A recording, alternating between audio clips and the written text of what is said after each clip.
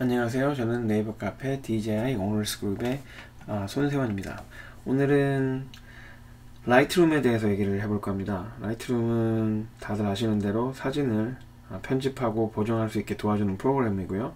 개인적으로 지금 한 6개월 정도 쓰고 있는데 상당히 좋은 프로그램이라고 생각이 돼서 필요하신 분들은, 그리고 궁금하셨던 분들은 같이 공부를 해나갈 수 있으면 좋겠다라는 생각이 들어서 굉장히 지식이 얕지만 튜토리얼을 같이 만들어 볼까 합니다.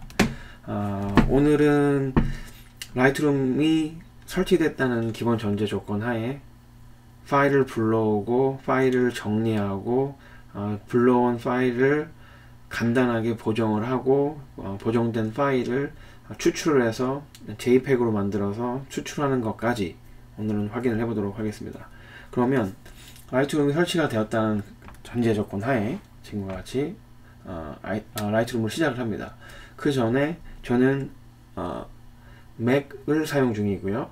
윈도우하고는 거의 똑같아요. 거의 똑같은데 다만 몇 가지 키들이 다른데 그 부분들은 설명을 해 가면서 말씀을 드리도록 할게요. 그렇지만 거의 모든 아이콘이라든가 위치들이 PC나 맥이나 동일하기 때문에 어떤 튜토리얼을 보셔도 맥을 사용하시건 윈도우를 사용하시건 유튜브를 또 확인하신다면 그렇게 어렵지 않게 따라 하실 수 있을 거라고 생각이 듭니다.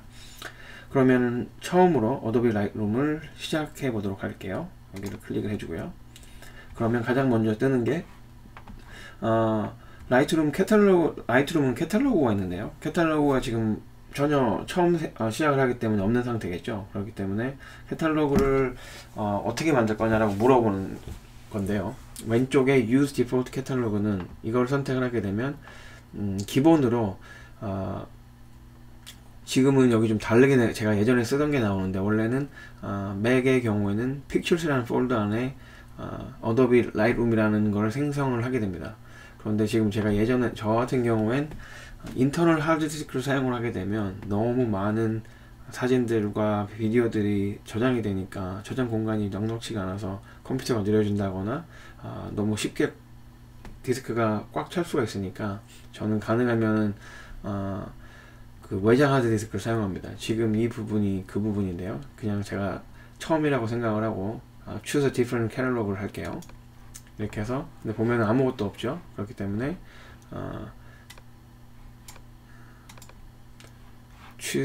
여기서 choose a different catalog를 하는 거죠. 여기서 그런 다음 보면 my passport라고요. 저는 여기서 들렸는지 모르겠네. 되네. 지금 나오진 않는데 이걸 사용해야겠죠. 그래, new catalog를 해야겠죠. 아무것도 없으니까. 그러면 my passport에 뭐라고 할 거냐면 Adobe 라이트룸이라는 폴더를 생성을 할게요. 그래서 캐탈로그를 만들게요. 이렇게. 그러면 라이트룸이 시작을 하게 됩니다. 시작을 하게 되면 기본 화면은 이런 화면을 보실 수 있게 되고요. 이 화면에서 당연하겠지만 시작을 하고 해야 될 일이 내가 찍은 사진들을 불러오는 과정이 필요한데요. 그때 지금 SD 카드를 이제 삽입을 합니다. 삽입을 하고 잠시 기다리고요. 보통 삽입을 하면 이 경우와 같이 자동으로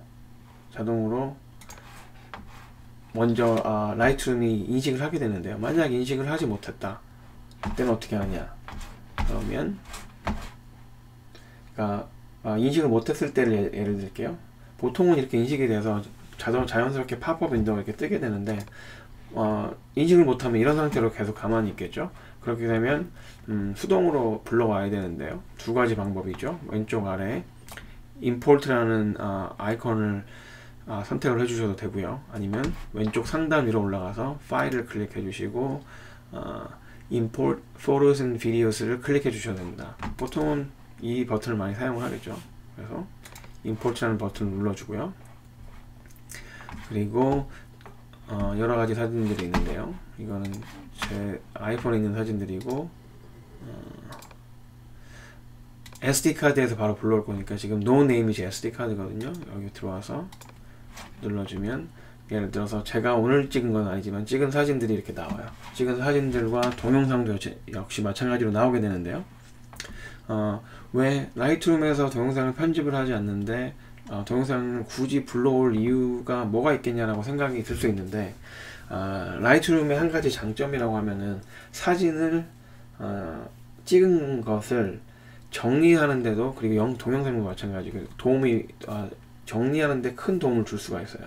그래서 지금 제가 찍은 사진들은 어스모를 이용해서 지금 X5를 찍은 사진들인데요, 모두 RAW 파일로 찍어줬고, 지금 동영상 같은 경우는 MOV 파일로, 무비 파일로 촬영이 되어졌어요.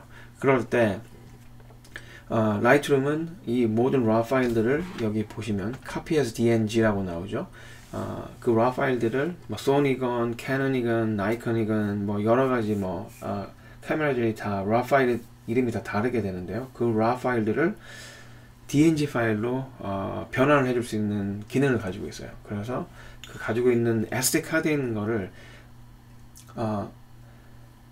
가지고 와서 그대로 옮기는 게 아니라 복사를 하는 거죠. 근데 복사를 하면서 여기 보시면 DNG 파일로 변환을 해서 넘겨주게 돼요. 그러면 RAW 파일 같은 경우는 파일 사이즈가 좀 더 큰데 데이터는 전혀 잃어버리지 않은 상태에서 파일만 컨버트를 해가지고 원하는 곳에다가 저장을 할 수 있게 되는 거죠. 그런 장점이 있으니까 가능하면 라이트룸을 이용을 해서 원하시는 위치에다가 저장을 하시면 되겠죠. 그래서 이렇게 오늘 찍은 거는 전부 다 저장을 한다는 생각으로 선택이 다 돼 있는 상태로 해두셔도 되고, 딱 봤을 때 이미 이건 아니다 하고 싶으면 빼겠다라고 하면 이렇게 없애주시면 됩니다. 그러면은 체크된 이 체크 표시 있는 것들만 임포트가 되겠죠. 그리고 지금 보면은 왼쪽에는 from, 그러니까 SD카드로부터 오른쪽으로 쭉 오면 to, 어디다 저장을 할 것인가에 기본으로 캐탈로그가 생성이 되었던 곳에 저장을 하게 되죠. 그래서 여기서 보시게 되면 여러 가지가 또 있는데요. 그 중에서 보면 build previews 보여주는 부분은 그냥 미니멀로 해주시는 게 가장 좋다고들 많이 하는 것 같아요. 그리고 그 아래에 보면 build smart previews, 이 얘기는 뭐냐면 장점과 단점 하나씩 있는데요. 장점은 스마트 프리뷰를 만들어 두면, 저 같은 경우에 지금 외장 하드디스크 저장을 하잖아요. 그럼 예를 들어 랩탑이기 때문에 랩탑을 들고 밖에 나갔을 때 외장 하드디스크를 깜빡하고 들고 오지 않는다면 사진을 보정이 불가능해요. 그런데 빌드 스마트 프리뷰를 작성을 하게 되면 외장 하드디스크에는 지금 카피된 DNG 파일들이 들어가 있겠지만 스마트 프리뷰라는 것들이 인터널 하드디스크 드라이브에 저장이 됩니다. 따라서 외장 하드디스크 드라이브가 없더라도 이 스마트 프리뷰를 통해서 사진을 보정을 하고 저장을 할 수가 있는 거죠. 그런 기능을 제공하지만 단점은 반대로 저는 디스크 공간을 세이브를 하기 위해서 외장 하드디스크에다가 저장을 했는데, 스마트 프리뷰는 좀 작게 좀 공간을 차지기는 하겠지만 여전히 공간을 차지하기 때문에 공간 활용에 있어서는 좀 안 좋지 않나라는 생각을 개인적으로 해봅니다. 그래서 저 같은 경우에는 사용을 하지 않고요. 디스크 공간이 굉장히 여유로우신 분들은 사용을 해줘도 좋다고 생각이 듭니다. 다음은 Don't import suspected duplicates. 이거는 사진을 찍다 보면은 똑같은 세팅이 여러가지 완전 같은 상태에서 사진을 찍게 되는 경우가 왕왕 있는데요. 그렇게 되면 완전 똑같다라면 굳이 같은 파일을 여러 번 복사를 해서 옮길 필요가 없으니까, 그런 파일들이 있다면 아니면 완전히 정말 복사된 파일이 있다면 그런 파일들은 자동으로 걸러서 원본 한 가지만 파일을 옮기게 되는 역할을 해주는 게 이 부분이죠. 이 부분은 전 항상 체크를 해두는 편이고요. 기본으로 체크가 되어 있을 거예요 아마. 그리고 다음으로는 make a second copy to, 이 얘기는 뭐냐면 임포트를 하면서 처음이자 마지막으로 백업을 할 수 있는 기회를 라이트룸에서 제공을 하는 거죠. 여기 있는 여기 있는 기본으로 나와 있는 저장 장치 또는 장소에 저장을 하겠지만, 너 필요하면 너 원하는 데다가 더 저장을 해. 기본은 여기 보시는 대로 제 인터널 하드디스크 드라이브인 Pictures 폴더에 라이트룸을 생성을 해서 똑같은 파일을 하나 더 백업을 만들게 되는데요. 이왕이면은 뭐 저는 이걸 잘 사용하지 않는데요. 만약 하나 더 하드디스크가 하나 더 가지고 계신 분들은 안전을 위해서 백업용으로 해 두셔도 되겠습니다. 그렇지 않을 경우에는 그냥 뭐 체크를 안 하셔도 되고요. 그리고 Add to Collection 있는데요. 컬렉션은 굳이 따로 여기서 설명을 하지 않고 다음에 넘어가서 설명을 드리도록 할게요.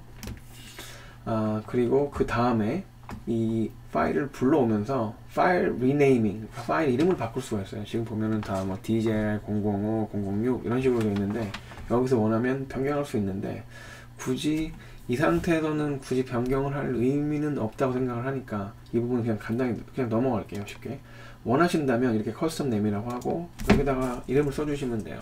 뭐 홈 그리고 docs 뭐 이런 식으로 저장해 두시면 이 파일 이름들이 카피가 되어 오면서 다 바뀌어 버리게 됩니다. 저는 굳이 바꿀 필요가 없다고 생각이 들어서 사용을 하지 않을게요. 그리고 apply during import 이거는 임포트를 하는 동안 각각의 파일들에게 좀 더 많은 데이터를 집어넣을 수 있는 시간을 제공해 주는 거죠. 여기서 보면은 develop setting 그러니까 먼저 파일을 임포트 하면서 어떤 프리셋이 있다라면 여기서 보시는 대로 뭐 블랙 앤 화이트로 하겠다 그러면 블랙 앤 화이트를 여기서 넣어 두시면 임포트 함과 동시에 다 프로세싱을 거쳐서 얘네들이 프리셋으로 된 뭐 블랙 앤 화이트 그러니까 흑백을 다 적용을 하게 되는 거죠. 근데 각각의 사진들마다 ISO도 다르고 뭐 빛도 다르고 뭐 여러가지 세팅이 다르기 때문에 굳이 이걸 사용하기에는 할 일은 별로 없다고 생각이 듭니다. 그런데 하나 요 아래에 있는 메타데이터 보이시죠? 메타데이터 같은 경우에는 이게 뭐냐면 지금 아무것도 없으니까 하나 만들어 볼게요. new를 해서 보면 뭐 제가 하니까 세원손이라고 하고 이 각각의 파일들에게 기본 정보를 집어넣는 거 카피라이트 제가 했으니까 하고 아무나 쓰지 못하게 만들기 위해서 copyrighted 이라고 해주시고요. creator 누가 했냐 제가 있죠. 그리고 뭐 address를 여기다가 집어넣을 수도 있습니다. 원하시면은 그러면 각각의 파일들에게 제가 지금 집어넣은 정보들이 다 기입이 되게 되죠. 뭐 아마추어 저 같은 아마추어는 뭐 더 이상 많은 정보가 필요하진 않겠지만 사진을 하시는 분들은 보면은 이메일도 적어두고 전화번호도 적어두고 자기가 사용하고 있는 웹사이트도 적어두고 뭐 여러가지를 다 적어두셔서 이 파일만 누가 우연치 않게 봤을 때 이 사진 너무 좋다 컨택을 하고 싶으면 이런 정보를 활용을 해서 컨택을 할 수 있게 되는 거죠. 그래서 이 정도로 하고 create를 넣습니다. 그러면 메타데이터가 이 총 17개 파일들에 다 기본적으로 들어가게 됩니다. 그리고 가장 제가 추천을 드리고 싶은 부분인데요. 키워드라는 부분입니다. 이거는 사진을 저희가 뭐 지금 제가 한 15분, 20분 동안 찍은 사진이 벌써 17장인데 나가서 드론을 사용한다거나 아니면 일반 DSLR 카메라를 사용해서 찍다 보면 뭐 100장, 200장 찍는 건 우습잖아요. 그럴 때 그날 가지고 와서 파일들을 정리를 할 때 키워드별로 정리를 해 두시면 나중에 사진들을 찾을 때 굉장히 유용하게 사용할 수가 있습니다. 따라서 여기다 키워드는 저 같은 경우에 이건 집에서 저희 강아지들을 찍은 사진들이니까 홈이라는 키워드를 집어넣고 또 dogs 강아지들 그리고 저는 내 애기들 이렇게 뭐 새끼들이라고 표현을 하기 때문에 또 베이비라고 표현을 넣고요. 그리고 오스모로 착용을 했어요. 오스모 그리고 카메라는 X5를 사용했습니다. 이렇게 사용했을 때 어느 정도로 키워드를 작성을 해서 해두시면 됩니다. 그리고 다음은 이것도 좀 나름 추천을 드리고 싶은 부분인데요. 보면 데스티네이션이라고 있잖아요. 그러면 파일을 마지막으로 어디다 집어넣겠냐는 얘기예요. 여기 기본적으로 이쪽으로는 가겠지만 그 외에 잠시만요. 여기 보면 여기 지금 정확하게 세팅이 잘 안 되겠네요. 지금은 저희 기본 하드디스크에 되어 있는데 이 부분을 바꾸려면 Other Destination이라고 누르고요. 그럼 여기 보면은 지금 제 인터널 하드디스크 드라이브에 되어 있죠. 그게 아니라 저는 패스포트 제 외장 하드디스크에 Adobe LR이라는 곳에다가 하고 싶습니다. 이렇게 하면, 이렇게 하고 나서 마지막 데스티네이션을 또 정할 수, 좀 더, 지금 같은 경우에는 한 폴더 안에다가 사진들을 다 집어넣게 되는데요. 그렇게 되면은 폴더 안에 뭐 여러 장의 사진을 가지고 있는 게 문제는 되진 않지만 너무 많은 사진이 들어가서 복잡하잖아요.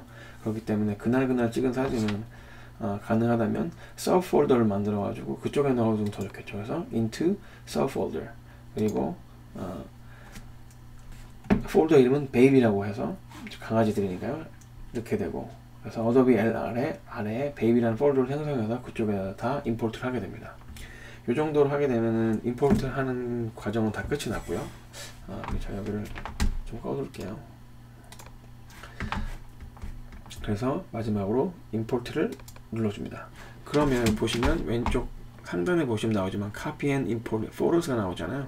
그래서 사진의 수라든가 컴퓨터의 속도, 그리고 SD카드에 읽는 속도에 따라서 얼마나 빨리 이 바가 움직이냐는 결정이 됩니다. 그리고 아까 초반부에 말씀드렸던 제가 copy에서 DNG로 나왔잖아요. DNG 파일로 변환을 하는 거는 반드시 RAW 파일이어야지만 가능하거든요. 그렇기 때문에 여기 얘기하는 내용은 RAW 파일이 아닌 내용들은 DNG로 컨버트 되지 않았다. 예를 들어서 아마 MOV 파일은 당연히 DNG로 컨버트가 되지 않았겠죠. 그 내용을 얘기해 주는 겁니다. 그러면 이렇게 보면은 지금 거의 다 끝나가죠. 다 됐네요. 다 됐으면 이제는 뭘 하느냐, 다 불러왔는데 사진을 엄청 잘 찍으시는 분들도 제 생각에는 100장을 찍으면 100장을 다 보정을 할 만큼 다 잘 찍어지진 않을 거예요. 그러면 그 100장 중에, 아니면 지금 같은 경우에 17장, 16장 하나의 동영상 중에 나는 이 사진은 아예 사용하고 싶지 않다라고 느껴지는 사진들이 있을 거예요. 아니면 이 사진은 정말 좋다, 굳이 보정을 안 해도 되겠다, 뭐 이런 게 있을 수도 있고요. 예를 들면 여기 보면은 이 사진은 보면 저희 강아지 사진인데 초점도 너무 안 맞고 뭐 제대로 된 게 없잖아요. 그럼 이런 사진 같은 경우엔 이건 뭐 의미가 없겠다, 그냥 버리겠다라고 생각을 하면 키보드 X키 를 누르면 set as rejected라고 나왔잖아요. 그러니까 거절을 한다는 거죠. 거절하는 방법은 방금 말씀드린 대로 키보드 X를 눌러 주시거나, 여기 보면은 깃발이죠. 깃발 X키를 이 부분을 눌러 주시면 됩니다. 만약에 이게 지금 안 보이시는 분들은 여기 오셔가지고 화살표를 내려서 플래깅이라고 있죠. 이거를 선택을 해주시면 됩니다. 다 넣어둘게요. 컬러 레이블링도 해두고, 소링, 이거는 잘 쓰진 않는데 어쨌든 다 표시를 해두게 하면 요 것들이 나오니까 사용하시면 되고요. 다시 한번 말씀드리지만 리젝트를 하고 싶을 때는 X키를 눌러줍니다. 그리고 또 보면은 제가 저희 강아지 앞면을 찍으려고 했는데 등을 찍었어요. 이런 거는 X, 그리고 이렇게 마우스를 이용해서 이동을 해도 되고요. 아니면 커서키, 키보드의 커서키를 이용해서 움직이셔도 됩니다. 네. 이것도 좀 초점이 좀 안 맞았죠? 없앤다. 그리고 이거는 그냥 설명만 드리려고 하는 건데, 예를 들어 제가 지금 이 키보드 사진을 찍었는데요. 이건 너무 잘 찍었다. 그러면 이건 굳이 보정을 안 해도 되겠다. 물론 해야겠지만 안 해도 되겠다고 생각이 들면 이 별표를 이용해서 표시를 미리 해두는 거예요. 이거 굉장히 괜찮다. 그렇지만 완벽하진 않으니까 별표 4개. 이건 자기 나름대로의 원칙이 있으면 돼요. 하나는 뭐 보정을 한 상태, 아니면 해야 하는 것, 뭐 2개는 뭐, 3개는 뭐, 저 같은 경우는 4개는 이거는 뭐 그냥 이대로 쓰겠다, 빨리빨리 라고 하면 별표 4개까지도 줄 수 있겠죠. 그런 식으로 사용을 하시면 되고, 또 하나는 컬러 레이블링인데요. 컬러로 예를 들어서 빨간색은 뭐 사진을 제가 예를 들어 와이프랑 같이 찍게 되면 이거 와이프가 좋아하는 거, 내가 좋아하는 거, 그리고 뭐 친구들이 좋아하는 거, 아니면 여러 가지 방법을 여러 가지를 레이블링을 할 수 있는데, 그런 사진을 구별하기 위해서, 정리를 하기 편하기 위해서 도와주는 것들이니까 사용을 하시고 싶은 분들은 사용을 해도 되겠죠. 특히 사진 작가분들이 많이 필요할 것 같아요. 예를 들어 나는 이 사진이 마음에 든다, 내가 좋아하는 사진은 다 파란색으로 하겠다. 그럼 파란색으로 레이블링이 되고, 근데 왼쪽 사진, 이 사진은 나는 그닥 좋아하지 않는데 내 클라이언트는 좋아한다. 그럼 클라이언트가 좋아하는 건 녹색, 이렇게 표시를 해둡니다. 이렇게 해두면은 나중에 좀 찾아보기가 편하겠죠. 그래서 나 혼자 편집하고 싶은 것들만 하고 싶을 때는 이 컬러 레이블링에서 파란색만 딱 불러오면 그것만 편집을 하면 되고, 클라이언트를 위해서는 녹색이니까 녹색만 불러와서 편집을 시작하면 되겠죠. 이런 식으로 레이블링이 가능하니까 필요하신 분들은 사용을 하면 되겠습니다. 그리고 마지막으로 맥에서는 커맨드 딜리트, 그리고 PC에서는 컨트롤 딜리트를 누르면 보이시죠? Delete the 3 rejected master photos from disk or just remove them from Lightroom. 무슨 말이냐면 커맨드하고 딜리트를 누르면 제가 조금 전에 3장 마음에 안 든다고 했던 사진들이 있잖아요. 그 사진들이 자동으로 선택이 되어집니다. 그래서 물어보는 거죠. 너 이거 마음에 안 든다고 했는데 이 라이트룸에서 없애버릴래? 아니면 그게 이 리무브고요. 그리고 또 정말 마음에 안 들면 아예 그냥 디스크에서 내가 완전히 없애줄까? 하는 게 delete from disk입니다. 보통의 경우 리젝트를 했다는 얘기는 이걸 뭐 굳이 쓸 이유가 없는 사진이잖아요. 그래서 저 같은 경우엔 delete from disk를 선택을 합니다. 그러면 디스크에서 바로 다 지워주겠죠. 그리고 보면은 너무 크니까 이걸 아예 휴지통에서 지워버렸습니다. 지금 오른쪽에 보시면 알겠지만 키워드 리스트가 나타났죠. 제가 이번에 이거 임포트 하면서 이런 식으로 다 했던 게 보여줍니다.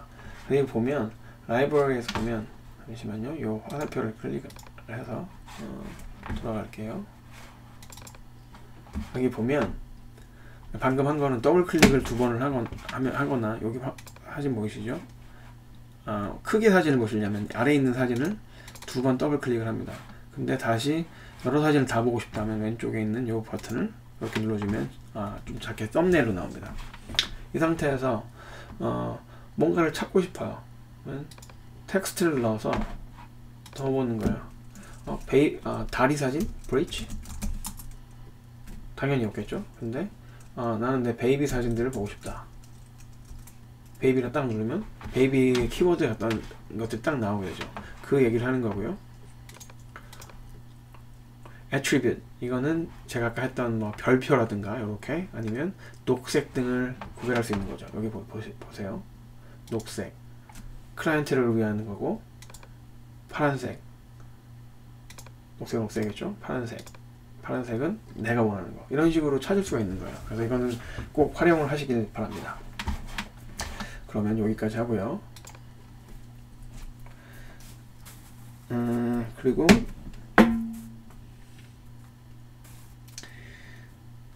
다음은 이제 사진을 다 불러왔으니까 사진을 한 장만 한번 보정을 간단하게 해볼게요. 이거는 정말 그냥 사진을 정말 잘 찍었을 때 정도 쓰는 보정이 될 텐데요. 어떤 걸 해볼까요? 별거 없겠죠. 강아지 좋아하니까 저는 강아지를 한번 해볼게요. 이렇게 좀 약간 잘못 찍힌 사진이 있죠. 그리고 보정을 할 때는 선택을 일단 하시고 하는 사진을 선택을 하시고요. 라이브러리에서 디벨롭으로 가야 돼요. 인화라는 얘기인데 좀 뭐 디벨롭이 발전시키라는 얘기를 있으니까, 사진에서는 디벨롭 하면은 인화라는 얘기를 원래 예전에 필름 카메라에 썼는데 지금은 아마 뭐 발전시키는 것도 포함이 되겠죠. 그래서 디벨롭을 선택을 해줍니다. 화면은 특별히 바뀌는 게 없고요. 다만 보시면 왼쪽 화면과 오른쪽 화면이 조금 바뀌었어요. 왼쪽 화면에 보시면 프리셋이라고 있는데요. 프리셋은 돈을 주고 구매를 하실 수도 있고요. 가끔씩 프리로 된 프리셋도 올라와요. 그러면 다운을 받아 사용하시면 되고, 예를 들어서 라이트룸 뭐 B&W, 블랙 앤 화이트는 기본적으로 제공하는 것들이거든요. 라이트룸이라고 써있는 것들은 다 가지고 계실 거예요. 그러면 뭐 이렇게 필터를 넣어요. 그럼 이렇게 자동으로 변화를 해줍니다. 그런데 이 자동으로 프리셋이 항상 좋지는 않거든요. 뭐 별로 이렇게 의미 없는, 뭐 이 정도는 나쁘지 않겠죠. 이렇게 한 상태로 뭐 또 고정을 할 수 있겠지만, 저는 지금 블랙 앤 화이트 뭐를 하려고 한 건 아니니까 이걸 하지 않을게요. 그래서 뭔가 했는데 원래대로 돌리고 싶다 라고 하면 리셋을 눌러주면 됩니다. 그러면 원래로 돌아갔죠. 그리고 라이트룸의 가장 장점 중에 하나가 원본 파일은 절대로 건드리지 않는다는 거예요.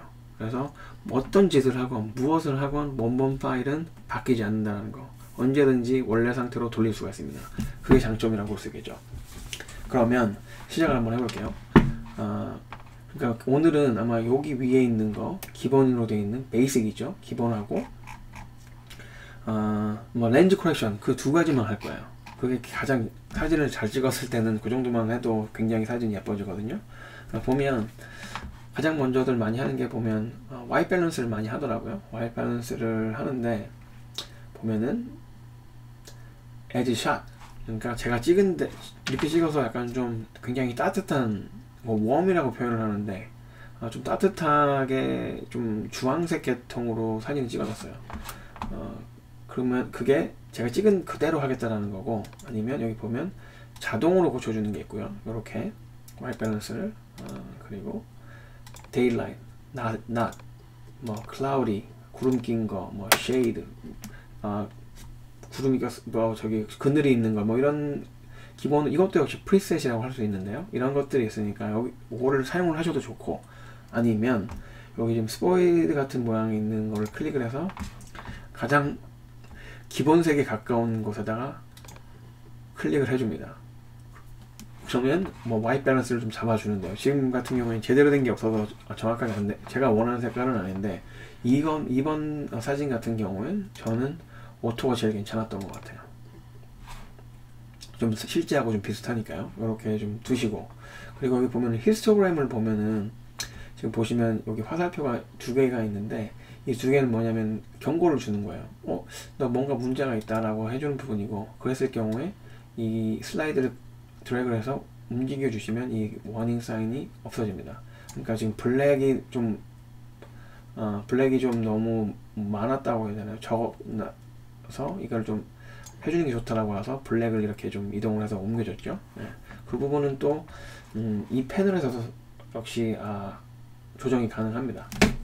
다음에는 제가 많은 튜토리얼을 봤는데요, 하는 사람들마다 좀 달라요. 근데 제가 보면서 따라 해본 결과 그 중에 제일 괜찮은 게 뭐냐면, 이 상태에서 섀도우를 끝까지 주고요, 그 다음에 하이라이트를 반대 방향으로 끝까지 줍니다. 이 상태로 조금씩 수정을 하니까 좀 자연스러워지더라고요. 지금 보면 섀도우도 조금 저 같으면 좀 줄이고 하이라이트 조금 더 넣고 해서 한 70 정도? 이 정도로 뭐 하고, 근데 이게 맞다라고 말씀드리는 건 아니고, 제가 봤을 땐 이게 좋다라고 말씀을 드리는 거예요. 그래서 저는 사진에 조회가 없기 때문에 잘 알지 못하기 때문에 제가 하는 이 조정은 100% 맞는 건 아니에요. 이 부분은 자신들이 해가면서 제가 보여드리는 건 이걸 했을 때 어떻게 사진이 바뀌는지만 보여드리는 거고요. 실제로는 본인들이 하나씩 찾아가면 제일 좋다고 생각을 합니다. 그리고 다음으로 할 거는 여기 보면은 white and black이 있잖아요. 블랙 같은 경우에 원래는 기본은 이렇게 0으로 다 맞춰져 있잖아요. 그때 예를 들어서 이만큼 눌렀어요. 그리고 다시 이 블랙만 원위치로 돌리고 싶으면 더블 클릭을 해주시면 돼요. 그 상태로 여기 다시 이렇게 불이 들어왔죠. 그러면 옵션 키를 눌러요.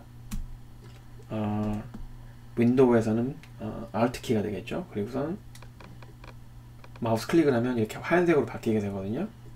그때 보면은 블랙이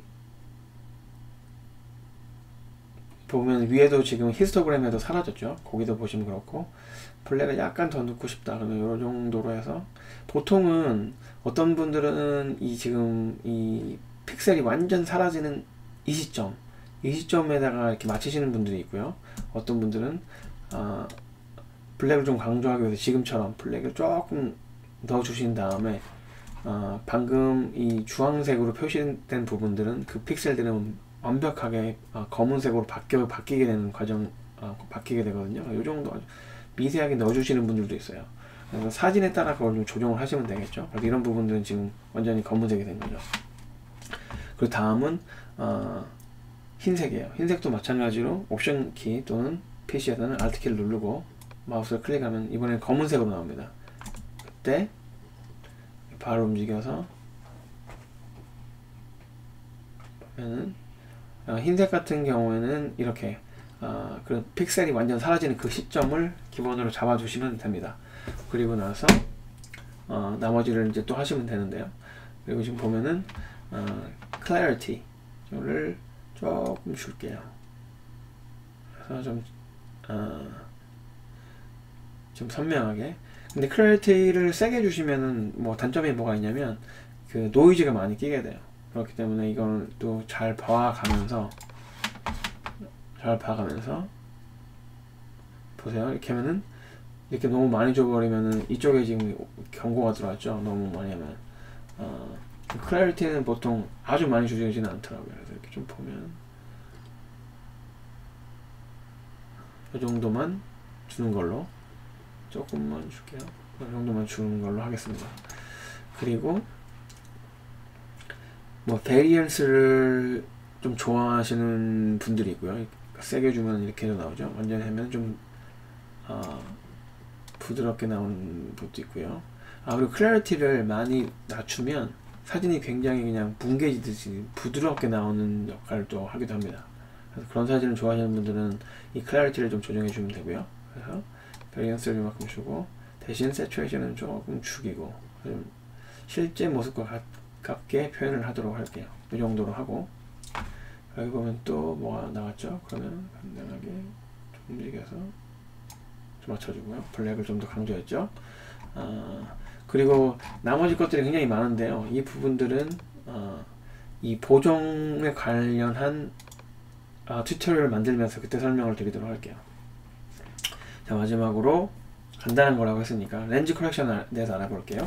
라이트룸 같은 경우에 제가 알기로 팬텀도 그렇고 인스파이어도 그렇고 X3는 기본적으로 렌즈 프로파일들이 이제 다 들어가 있어요. 그래서 여기 프로파일에다가 Enable Profile Correction이라고 넣고 Make 제조사를 넣으면 자동으로 이렇게 렌즈 커렉션이 이루어지게 됩니다. 요걸 꼭 하시면 좋을 것 같고요. 그리고 베이직으로 오셔가지고 방금 했던 거 해주시고 Remove Chromatic Aberration도 보통 선택을 많이 하더라고요. 하시면 됩니다. 그리고 보면은 이 수평을 잡는 부분이 있는데 지금 자동으로 잡아주는 부분이 있거든요. 그러면 눌러보면 뭐 큰 차이 없죠. 이 정도로 그냥 하면 그대로 놔두겠습니다. 이런 식으로 해서 가능하고요. 그리고 지금 굳이 이 탁자가 나오지 않아도 된다라고 판단을 하면 한 가지만 더 하고 이렇게 크롭하는 방법까지만. 그러면 크롭을 하면 여기 왼쪽에 있는 버튼을 눌러주면 돼요. 그리고 여기 마우스를 이용해서 줄이거나 넓히거나 할 수 있어요. 근데 지금 보시면 화면 비율이 일정하게 줄어들고 있잖아요. 근데 저는 사실 이 왼쪽 부분만 자르고 싶거든요. 그럴 경우에는 이 지금 자물쇠가 잠겨져 있는데 이거를 클릭을 해서 열어줍니다. 그러면 오른쪽으로 가서 밀어주면 그 오른쪽만 없어지게 되죠.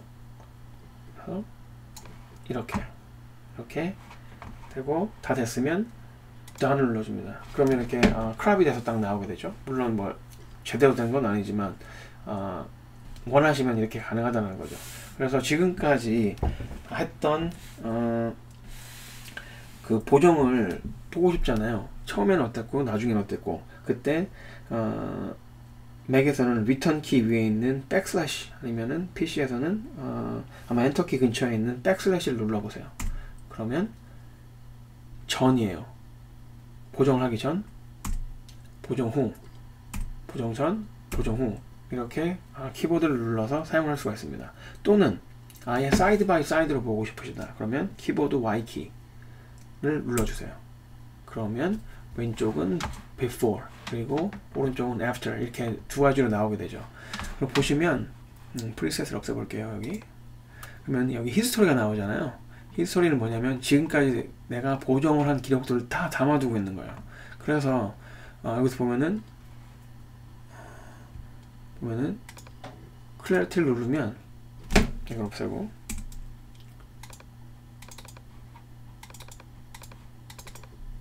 보이시죠? 선택을 하면은 원래 예전에 했던 걸로 돌아가게 됩니다. 이렇게. 그래서 이거 없앨 수도 있고 그걸 사용할 수도 있는 그런 역할을 하게 되는 거죠. 이 정도 맞았죠? 이렇게 해서 보정을 하시면 되고요. 근데 했는데 이것저것 많이 건들다 보니까 막 너무 이상해졌어요.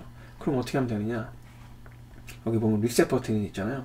그럼 아주 제일 초기 화면으로 돌아가게 됩니다. 리셋, 완전히 초기로 들어가 버리죠. 맨 마지막에 들어갔죠. 이런 식으로 리셋이 되게 되고요. 그리고 지금 제가 방금 뭘 했냐면 커맨드 Z를 눌렀어요. 그러면은 undo잖아요. 그래서 그 방금 리셋을 한 거를 다시 undo, 취소를 하고 그 전으로 돌아와서 제가 마지막으로 보정을 한 상태로 돌아온 거게 되죠. 요 정도로 하면은 아주 기본적인, 정말 사진을 잘 찍어서 특별히 보정을 할 게 많지 않았을 때 이 정도만 해줘도 되거든요. 다음에는 좀 더 여기 있는 기능들을 더 많이 사용을 해서 사진이 얼마만큼 많이 바뀔 수 있는지를 한번 보여드리는 시간을 가지도록 하겠습니다.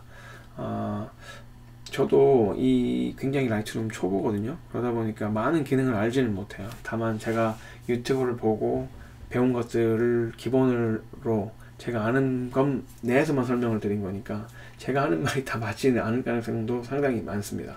그런 부분은 어느 정도 이해를 해주시고 봐주셨으면 좋겠고요. 제가 이거를 아까도 말씀드렸지만 하는 이유는 같이 공부를 하고 싶어서이거든요. 그러니까 질문을 주셔도 좋고 잘못된 부분을 고쳐주셔도 좋고 또 새로운 방법을 제시해 주셔도 좋습니다. 같이 꼭 그렇게 했으면 좋겠어요. 그럼 다 했으니까 마지막으로 이제 지금 여전히 이 파일은 DNG 파일이거든요. 그러면 우리가 실제로 카페에 올린다거나 페이스북을 한다거나 소셜미디어에 올릴 때는 JPEG이 돼야지 되잖아요. 그래서 엑스포트 하는 방법을 알아보도록 할게요. 이 상태로 난 다 끝났다, 여러가지가 될 수도 있고 한 장의 사진이 될 수도 있을 텐데요. 여러가지 사진이라면 예를 들어 여기 있는 거를 5장을 보정을 했다. 제가 이거 선택을 하고 마우스를 한번 누르고요, 커맨드 또는 컨트롤 키를 누르고 이렇게 선택을 해줍니다. 그런 상태에서 왼쪽 위로 올라가서 파일에서 엑스포트를 눌러줍니다. 그러면 이런 창이 뜨는데요. 가장 중요한 부분이죠. 어디다가 저장을 할 거냐. 지금 저 같은 경우는 기본으로 이렇게 저장이 되어 있는데 만약에 하지 않았다면, 원하는 곳이 따로 있으시다면 Choose를 눌러서 원하는 곳을 선택을 해주세요. 저 같은 경우에는 포스트웍에 Photos라는 데 들어가고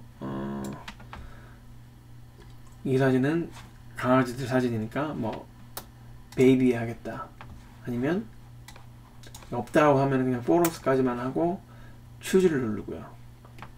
그 다음에 다시 그 폴더 안에 보면 Print Subfolder, 아까와 마찬가지죠. Subfolder를 하나 만들어라. 폴더 이름은 베이비가 된다 라는 걸 얘기를 하는 거고요. 그리고 이제 여기서 보면은 파일 이름을 다시 할 수가 있어요. 그럼 보면은 네임을 커스텀으로 하겠다, 여러가지 방법인데 저는 커스텀 하는 걸 좋아합니다. 그래서 시퀀스, 그러니까 번호를 만약에 어떤 이름을 하면 그 다음부터는 번호가 붙게 되는 거죠. 1, 2, 3, 4, 5. 지금 보시면 제 강아지 이름이 주니어거든요. 램버 주니어이기 때문에 주니어. 스타트 넘버는 1번부터 해라, 아니면 3번부터 해라, 아니면 5번부터 해라, 정할 수 있어요. 그 다음부터는 가장 첫 번째 게 5번, 그 다음에 6번, 7번 이렇게 넘어가는 거죠. 그래서 지금 제가 사진들이 거기 많이 있어서 보기 쉽게 한 10번으로 해놓을게요. 원래는 1번으로 하시면 되겠죠, 만약 처음이라면. 그리고 파일 포맷을 세팅하는 거죠. 보통은 JPEG으로 많이 하시면 되겠죠. 뭐 소셜미디어에 사용을 하시거나 개인적으로 사용을 하실 때. 그리고 보통 뭐 페이스북이라든가 이런 곳에 사진을 올리실 때는 제가 듣기로는 한 75 정도로 하면 된다고 하더라고요. 그런데 저는 뭐 그걸 따지지 않고 보통 100으로 합니다. 가장 좋은 퀄리티를 위해서. 그리고 컬러 스페이스 같은 경우는 sRGB를 많이 사용들 하신다고 하더라고요. 사진을 찍어두고 대부분 컴퓨터에 보관하는 경우가 많으시지만 간혹은 프린트를 하시는 경우도 있죠. 그런 프린트를 할 때는 물론 JPEG을 쓰셔도 되는데 좀 더 좋은 화질을 원하신다면 여기 있는 TIFF 파일을 써주시고 sRGB를 선택을 해주시고 컴프레션, 그러니까 zip 파일로 압축을 해가지고 사진 출력하는 데 보내주시면 거기서 이 파일을 이용해서 사용을 해서 출력을 해주는데 좀 더 좋은 퀄리티가 나온다고 하니까 참고를 하시면 되겠고요. 저는 그냥 그대로 JPEG으로 하겠습니다.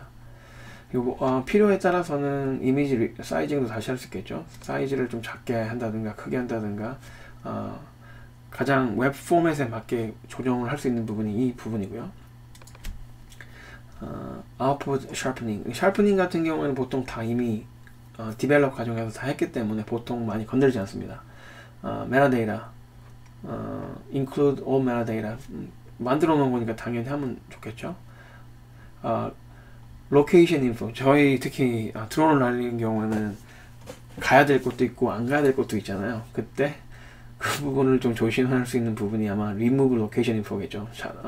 저희 드론에는 GPS가 있기 때문에 그 GPS 정보가 사진에 다 저장이 되고요. 그 사진이 정보를 다 가지고 있기 때문에 그 정보를 없애고 싶으시다면 이거를 없애주면 되겠죠. 그리고 remove persons info 그러니까 제가 적었던 personal info들이 다 없어지는 거겠죠. 근데 필요하다라고 하면 놔두시면 되고요. 필요 없으면 이렇게 체크를 해서 remove 없애주시고 필요하시다고 생각하면 이렇게 언체크를 해서 다 담아두시면 되겠죠. 이렇게 하고 나서 다 끝이 워터마킹은 가장 좋은 예가 우리 그 카페에 곤잘님께서 사용하시는 직인 같은 낙인인가요? 낙관이라 그러나요? 그런 걸 만들어 쓰시잖아요. 그럼 워터마크가 있으면 또는 시그너처라고 하죠. 그런 것들이 있으면 만들어서 사용을 하시고 있다면 거기다가 넣어 두시면 이제 각각의 사진에다가 다 찍히게 되겠죠. 그리고 post processing 다 하고 나서 무엇을 할래? 나는 show in finder 그러니까 윈도우에서는 탐색기가 되겠죠. 탐색기에서 보여줘라 라고 하는 거예요. 그래서 다 됐으면 엑스포트를 하겠습니다. 3장을 하겠죠. 왼쪽에 보시면 컴퓨터의 성능에 따라서 그리고 얼마나 많은 양을 엑스포트 하느냐에 따라서 속도가 다르겠죠. 지금 다 됐네요. 보면은 주니어 10번에서부터 13번까지 됐습니다. 이렇게 하면은 다 된 거 한번 볼게요. 주니어 10번 한 거죠. 이렇게 JPEG으로 출력이 다 되게 됩니다. 쓸데없는 거 같으니까 지울게요.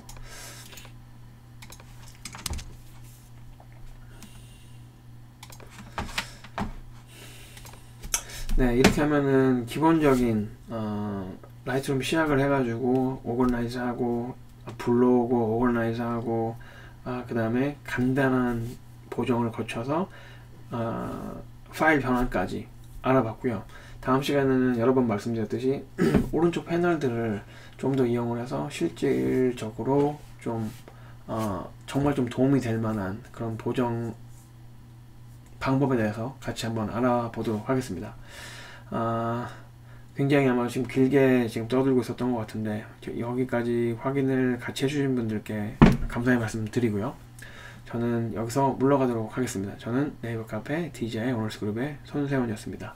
감사합니다.